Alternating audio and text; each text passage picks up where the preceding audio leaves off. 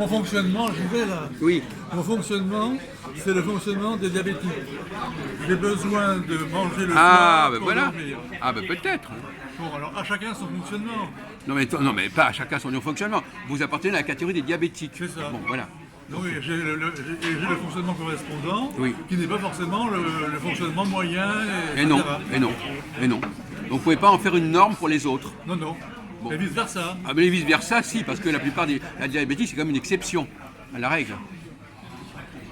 Oui, les diabétiques, c'est une exception. Donc j'ai le droit de dire que globalement, on doit manger, on doit jeûner le soir. Oui, mais sauf pour moi, mais moi ça Mais d'accord, on a compris. Bon, c'est ça que je voulais dire, mais ça vole pas très haut. Hein. Bon, alors effectivement,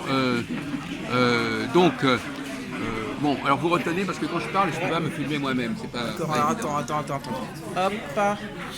Pas sûr. Alors, on a dit qu'il y avait la parole, par exemple. On a parlé du problème qu'on a avec le corps. Mais la parole aussi, c'est un problème. Par exemple, imaginons par exemple que Valentin veuille dire quelque chose et il échoue à parler. Peut-être que c'est mieux qu'il n'ait pas parlé. Dans certains cas, il vaudrait mieux de s'abstenir de parler. Vous savez, il y a une expression en français qui dit il a raté une occasion de se taire. Vous connaissez cette formule? C'est une belle formule, ça. Voilà. Une occasion de se taire, ça veut dire finalement, parfois, au lieu de dire une occasion de parler, on dit une occasion de se taire. Par exemple, je sais pas, l'autre, bon, enfin, il y a des tas de gens qui ratent des occasions de se taire, effectivement. Mais globalement, cette pulsion, parce que quelque part, les fonctions, ça donne des pulsions. De même que, par exemple, on va toucher à un sujet là, qui peut intéresser certaines personnes. Par exemple, le fait de faire des enfants, de vouloir un enfant, est-ce que ça vous entraîne vers le haut ou vers le bas? Vers le haut. Ah bon?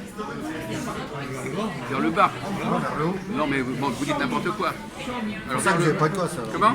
C'est pour ça que vous n'avez pas de gosse. Oui, par exemple. Oui. Vers le bas, pourquoi c'est vers le bas? Ça crée une famille. Parce que c'est des fonctions. C'est des fonctionnements animaux. Parce qu'en fait, il n'y a pas que animal, il n'y a pas que les hommes qui font des gosses, on est d'accord? Hein? Ah, vous nous comparez, vous êtes comme l'autre maintenant. Je ne compare pas, je dis que les humains font des enfants et les chats et les chiens font des enfants, oui ou non?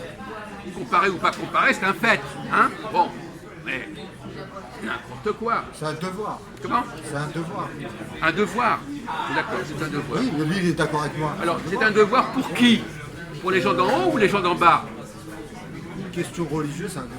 D'accord, mais justement, on retourne à la question. Donc ceux d'en haut, s'ils veulent se reproduire pour garder le pouvoir, il faut mieux qu'ils en fassent pareil. Oui, d'accord. Mais par exemple, pourquoi est-ce qu'il y a le célibat des prêtres dans l'Église catholique? C'est pour une plus grande Voilà, bon voilà, donc effectivement, il vaut mieux éviter de se... Par exemple, vous ne vous êtes pas reproduit. Mais moi, c'est pas parce que je suis prêtre, hein. Ah bon? Je suis pas prêtre, moi. Vous n'êtes pas prêtre. Vous n'êtes pas prêt. Ouais, voilà. Il n'est pas prêt, il n'est pas prêt. Ça va y venir. Enfin, vous avez tout le temps. Victor Hugo, il a encore une vingtaine d'années, une trentaine d'années. C'est pas comme une femme. Peu importe. Peut-être parce que vous n'avez pas eu l'occasion, vous n'avez pas trouvé la femme qu'il fallait. Mais justement, l'échec peut être positif. Mais pour vous, c'est un échec ou pas? C'est un échec positif. Vous n'avez pas suivi la conversation depuis une demi-heure là-dessus. Échouer, quand ça nous emmène vers le bas, est positif. Et donc, par conséquent, vous avez une expression en anglais qui dit, vous partez là? Il y a une expression en anglais qui dit, la pire des choses qui peuvent arriver à quelqu'un, c'est de réaliser. Voilà, c'est ses attentes. Quand quelqu'un, par exemple, la plupart de nos échecs, souvent, c'est quand on a obtenu ce qu'on voulait. On voulait un truc, on l'a obtenu, et Qu'est-ce que vous avez obtenu dans votre vie? oui, c'était, et parfois, je pourrais répondre, mais j'ai pas trop envie d'en parler. Mais vous avez Si, raison. vous parlez du sujet, mais vous... Mais c'est pas, je suis pas obligé d'illustrer. Oui, mais là, c'est sa vie Chaque personnelle. personne peut comprendre, chaque personne intelligente comprend à son niveau ce que ça veut dire. On n'a pas besoin de rentrer dans les détails personnels. Mais globalement, il y a des choses auxquelles on voulait absolument arriver ou obtenir, et finalement, on aurait mieux fait de ne pas y arriver. Même par exemple dans le cas de Valentin, par exemple. Lui, il veut des gosses. Oui, d'accord, mais alors est-ce qu'il a raison d'en vouloir? Est-ce qu'il a raison de vivre cette expérience-là? Ou est-ce qu'il ferait mieux échouer dans ce processus? Est-ce que cet échec ne serait pas salutaire? Mais il peut se poser la question. Par exemple, moi je peux me demander si j'aurais pas mieux fait d'échouer dans ma volonté d'avoir des relations avec les femmes, par exemple. Là, il répond pas. Voilà, donc effectivement, on peut se poser la question, après tout, on se dit, après tout, bon, je l'ai fait, alors on a la satisfaction de l'avoir fait, et d'avoir satisfait certaines fonctions, mais finalement, par rapport à ce qu'on est ce que c'était la bonne chose à faire? Parce qu'on peut très bien avoir des idéaux qui nous font descendre et qui ne correspondent pas à ce que nous sommes. C'est-à-dire des idéaux qui sont... alors effectivement, bien sûr que l'humanité a besoin d'avoir des gosses, c'est une évidence, mais tout le monde n'est pas obligé d'en faire. Et même toutes les femmes ne sont pas obligées. Alors maintenant, les femmes, c'est donc le problème. Les hommes et les femmes, les hommes et les femmes ne sont pas dans la même situation. Ce qui est bon pour un homme n'est pas forcément bon pour une femme. Mais la question de savoir quand un couple a des enfants, est-ce que c'est l'homme qui le voulait ou c'est la femme qui le voulait, à votre avis? Les deux, des fois les deux. Non mais à votre avis, qu'est-ce qui serait plus probable? Je ne sais pas. C'est l'homme, parce que la femme, elle peut l'avorter. Ça dépend, hein, je pense. Alors justement, à propos de l'IVG, l'IVG à votre avis, c'est bon pour les hommes ou pour les femmes? C'est bon pour personne, ça. Si, c'est bon pour les femmes, mais pas pour les hommes. Ben, vous avez parlé trop vite, vous n'avez pas raté une occasion de vous taire. Bah ouais, parce Quand que- on pose une question, il y a toujours un piège, mon vieux. Bon, bon, il y a toujours un piège. Si je pose une question où c'est évident de répondre, c'est qu'il y a un piège. Autrement, C'est un garçon qui devait naître. vous imaginez bien que si je pose la question, c'est pas pour avoir des réponses à la con comme ça. Donc réfléchissez, pourquoi c'est pas forcément... Bon, autrement, c'est pas la peine de poser des questions. C'est pas mon genre de question. Pourquoi? Alors vous, Jean-Paul, Parce que là, ça essayez peut être un enfant qui va naître. Non, mais Un garçon. pourquoi l'IVG? D'abord, voyons, c'est Giscard d'Estaing qui a voulu l'IVG, en fait. Ouais, enfin, on va dire ça. Non mais il l'a fait. Non mais il l'a fait défendre par son ministre. Mais si lui l'avait pas décidé, Simone Veil n'aurait pas présenté la loi. Parce que si on avait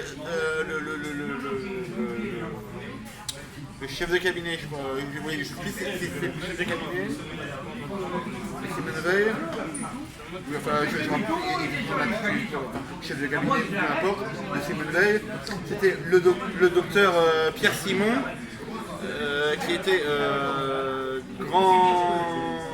grand maître de la Grande Loge de France et créateur du planning familial. Mais si Giscard d'Estaing n'avait pas voulu cette opération, ça ne se serait pas fait, d'accord? Mais c'est pas Giscard d'Estaing, c'est les francs-maçons, Bon écoutez, bon alors c'est trop compliqué pour nous votre histoire, hein. Désolé. Giscard d'Estaing était... Giscard d'Estaing, c'est juste un exécutant. D'accord, non mais d'accord. Giscard C'est les d'Estaing, femmes c'est... qui voulaient ça. Comment? C'est les femmes qui voulaient Giscard, C'est les femmes qui voulaient Giscard d'Estaing, C'est Simone Veil. Giscard d'Estaing, c'est juste la vitrine. Ouais, Voilà, écoutez, ce qui est on peut intéressant. pas Mais entrer ce qui est dans- intéressant, c'est l'arrière-boutique. Mais là, ça nous sort du sujet, mon pauvre ami. Le sujet, bon, vous êtes dans la digression, j'ai fait une observation là-dessus, on n'a rien à foutre. Le problème, c'est que la question de l'IVG. Bon, c'est pas de savoir si les francs-maçons... Bon, et ont donc, fait votre- quelle est la question alors? La question est de savoir si c'est quelque chose de positif pour les hommes ou pour les femmes, l'IVG. Comme a dit Jean-Paul, ni l'un ni l'autre. Pourquoi ni l'un ni l'autre? Oui, mais là, vous entrez dans les problèmes de l'interdiction de l'avortement, etc. Bon, si vous commencez à dire que l'avortement... Non, on va mettre de côté la question de savoir si l'avortement est une bonne ou mauvaise chose. Si vous n'êtes pas capable de penser qu'en dehors de cela, on va être bloqué. Moi, la pensée, tout ça, ça m'intéresse pas. D'accord, alors, vous dégagez, d'accord? Ben non. Non, mais on est dans la pensée, là. Alors, bien, bon, Moi, vous savez que je suis dogmatique. bon, d'accord, bon, on le sait. Alors, la pensée... Bon, alors ça va. Vous pouvez l'arrêter là, vous pouvez l'arrêter là parce que là, vous devenez incontrôlable maintenant. Hein. Là, il y a un moment donné, vous savez très bien qu'à un moment donné, vous êtes incontrôlable. D'accord? Bon, alors maintenant vous avez le seuil là. Le seuil, vous ne vous maîtrisez plus, vous savez plus ce que vous dites et vous racontez n'importe quoi. Oui, mais parce que là il est déjà minuit 5 là. Bon, parce que... Allez. Oui, mais parce qu'à la fin, il faut que vous éjaculiez. À la fin, voilà. C'est comme le jour là. Bon.